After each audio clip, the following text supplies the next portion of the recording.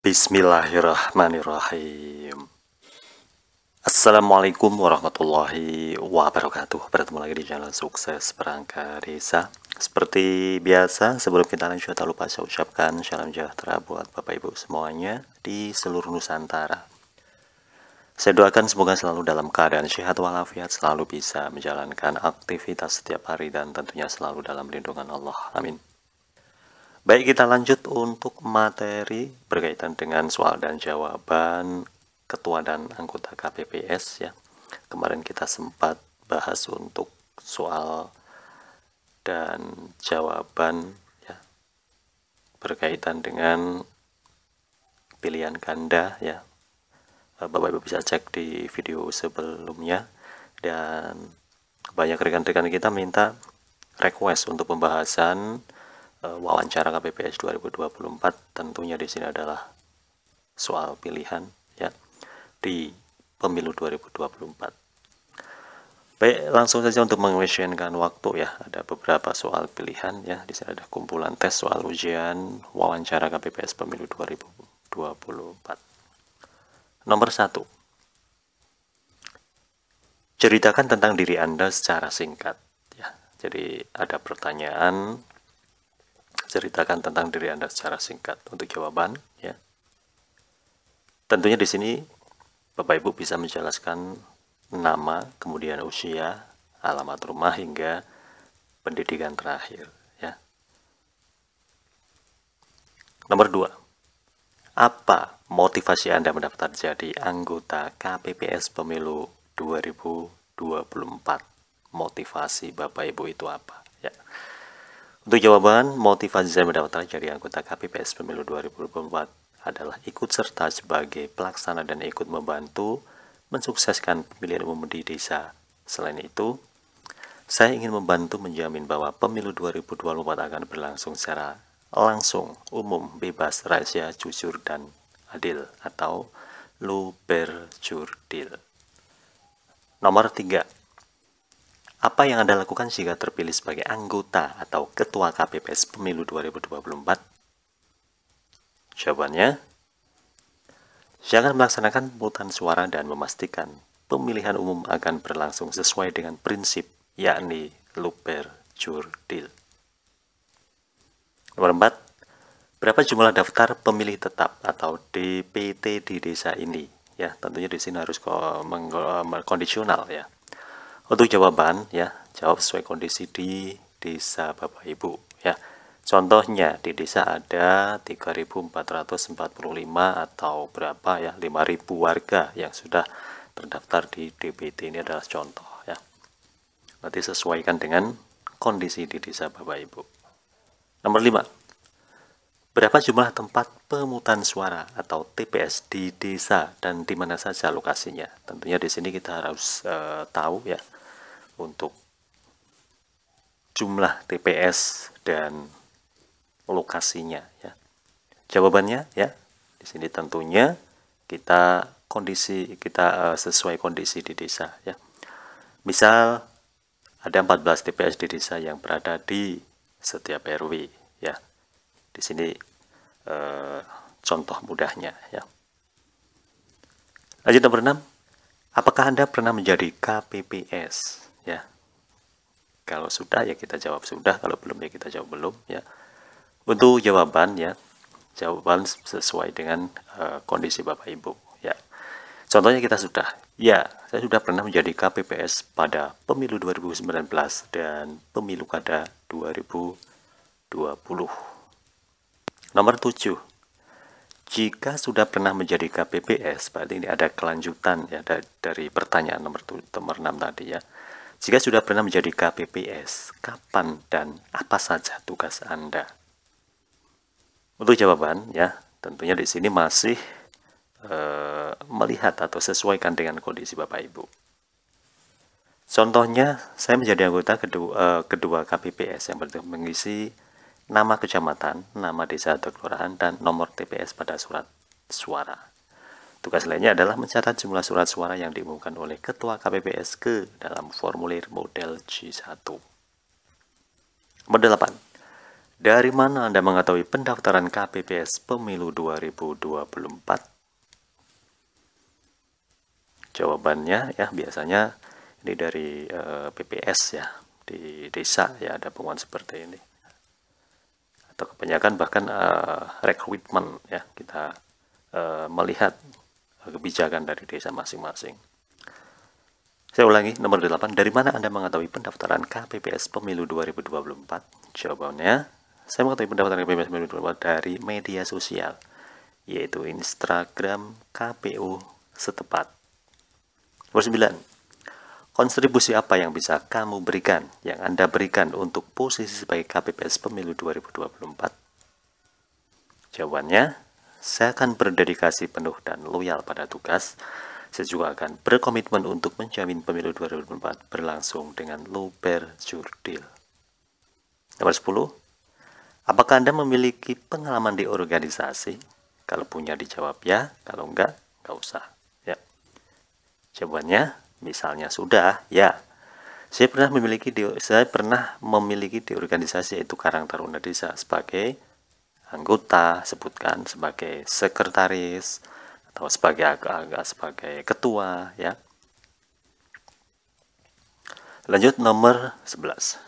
Menurut Anda ya, ini tentunya sudah tidak asing lagi, kapan pemilu 2020 dilaksanakan? Jawabannya hari Rabu tanggal 14 Februari 2024 ya. Jadi masih sekitar 1,5 bulan lagi ya. Nomor 12. Mengapa pemilu 2024 disebut dengan pemilu serentak? Jawabannya, karena dalam pemilu 2024, baik Pileg 2024 dan Pilpres 2024 akan digelar bersamaan dalam satu hari, ya, yaitu tanggal 14 Februari, tepatnya hari Rabu. Nomor 13. Siapa saja yang akan dipilih dalam pemilu 2024? Ya, di sini tentunya kita harus tahu ya. Jawabannya, anggota DPRD tingkat kabupaten atau kota, anggota DPRD tingkat provinsi, anggota DPR RI, anggota DPD dan presiden atau wakil presiden. Nomor 14. Berapa jumlah surat suara yang dicetak untuk pemilu? Ya. Jawabannya, jumlah surat-surat yang dicetak harus sama dengan jumlah pemilih tetap dan ditambah dengan 2%, ya.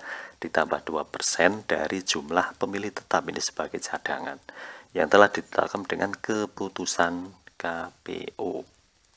Nomor 15. Berapa jumlah partai politik yang akan mengikuti pemilu 2024? Ya, jawabannya ada 18 partai nasional dan 6 partai lokal Aceh ya. Lanjut nomor 16. Berapa jumlah pasangan capres-cawapres yang akan mengikuti pemilu 2024? Tentunya kita sudah tahu ya. Jawabannya 3 pasang ya. Bapak Ibu bisa membayangkan siapa saja ya.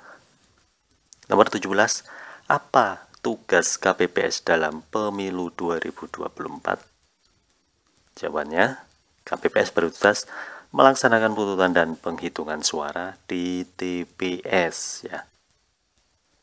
Nomor 18. Ada berapa jumlah petugas KPPS dalam satu TPS ya? Jawabannya ada 7 orang ya, yang terdiri dari seorang ketua merangkap anggota dan 6 anggota ya. Jadi yang 7 orang tersebut, jumlah 7 orang, yang 1 ketua dan yang 6 anggota. Ketua tersebut merangkap sebagai anggota ya. Lanjut nomor 19. Apa beda PPS dan KPPS? Jawabannya, PPS atau panitia pemungutan suara adalah panitia yang dibentuk oleh KPU kabupaten atau kota untuk menyelenggarakan pemilu di tingkat kelurahan atau desa ya.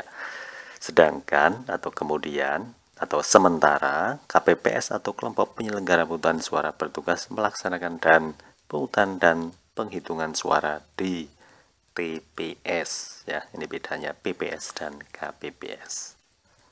Nomor 20. Apa saja tugas ketua KPPS? Nah, ini kalau menjadi ketua KPPS tentunya kita harus tahu ya tugasnya itu apa saja ya. Untuk jawabannya ada banyak tugas KPPS ya. Misalnya sebelum pelaksanaan pemungutan suara, anggota KPPS wajib, tentunya di sini ketua ya. Ketua KPPS wajib menyampaikan surat pemberitahuan model C6 untuk memberikan suara kepada pemilih yang terdapat dalam DPT, DPTB atau DPK atau surat undangan untuk mencoblos. Nah, apa saja tugas ketua KPPS? Oh, maaf ya. Tadi nomor 20 ini sama ya. Dan di sini sudah saya ganti untuk anggota ini ya. Anggota KPPS di sini sudah saya ganti untuk ketua karena ini kaitannya dengan ketua KPPS, tugas ketua ya. Nah, ada banyak tugas KPPS misalnya sebelum melakukan pemungutan suara, ketua. Nah, lanjut ya. Nomor jawabannya ya, surat undangan untuk mencoblos. Nah, pada saat hari H pemilu ketua KPPS bertugas mendatangani surat suara dan memberikan surat suara kepada pemilih ya, pemilih di TPS. Selain itu, surat pemungutan suara, ketua KPPS bertugas membuka satu persatu seluruh kotak suara, mengeluarkan surat suara dan menyusun atau menumpuk secara rapi, serta menghitung jumlah surat suara untuk memastikan tidak ada surat suara yang tertukar dalam kotak suara. Ini adalah tugas ketua KPPS. Ya. Nah, nanti kalau ditanya tugas anggota KPPS itu apa saja, nanti kita bahas anggota 1 sampai 7 kita bahas di video berikutnya ya. Nah, ini ya. Apa saja tugas anggota KPPS ya? Tugas anggota KPPS, jawabannya anggota KPPS memiliki tugas yang berbeda-beda ya, dari 6 anggota itu ya. Misal, anggota KPPS kedua dan ketiga bertugas mengisi nama kecamatan, nama desa atau kelurahan, dan nomor TPS pada surat suara. Anggota KPPS keempat bertugas membuat dan mengisi daftar hadir yang berisi kolom nomor surat keterangan nomor urut pemilih dan daftar pemilih DPT, DPTB, DPK atau DPKTB dan jenis kelamin ya, ini ya. Selanjutnya, anggota KPPS 5 dan 6 mengarahkan pemilih untuk memasuki bilik suara yang kosong untuk memberikan suara. Anggota KPPS bertugas mempersilahkan pemilih untuk mencelupkan salah satu jari tangannya ke dalam botol tinta dan memastikan bahwa bekas tinta telah membasahi kuku jari. Ini adalah tugas anggota KPPS. Nanti kita bahas ya di video berikutnya ya. Nomor 22. Apa saja warna surat suara dalam pemilu 2024? Jelaskan ya. Jawabannya ada 5 warna dalam surat suara pemilu 2024 ya. Rinciannya atau masing-masing warna tersebut ya. Yang pertama, surat suara dengan warna penanda abu-abu untuk mencoblos presiden dan wakil presiden, ini abu-abu ya.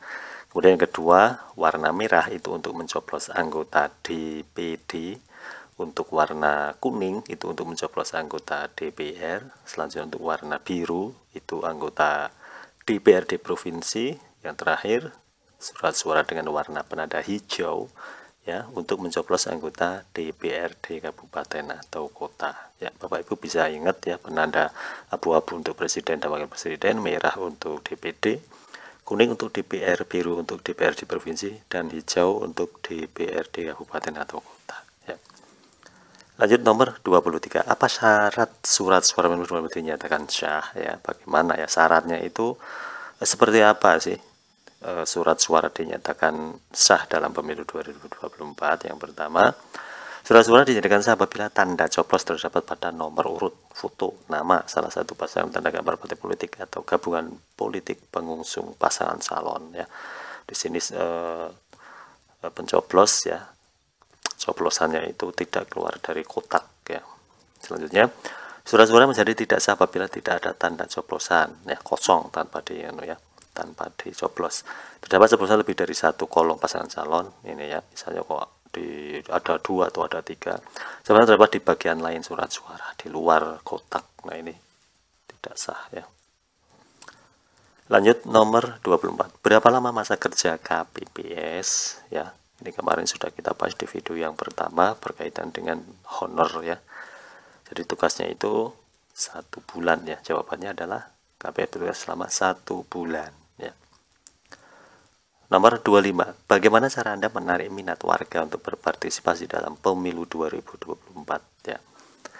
Jadi supaya warga itu berbondong-bondong ya, berbondong-bondong ke TPS itu dengan cara apa ya? Tentunya di sini yang pertama ya, ini bisa dengan ya, Bapak Ibu bisa menghias TPS seunik mungkin atau menghias TPS sebagus mungkin ya, atau Bapak Ibu bisa berpakaian ala pahlawan dan lain-lain ya.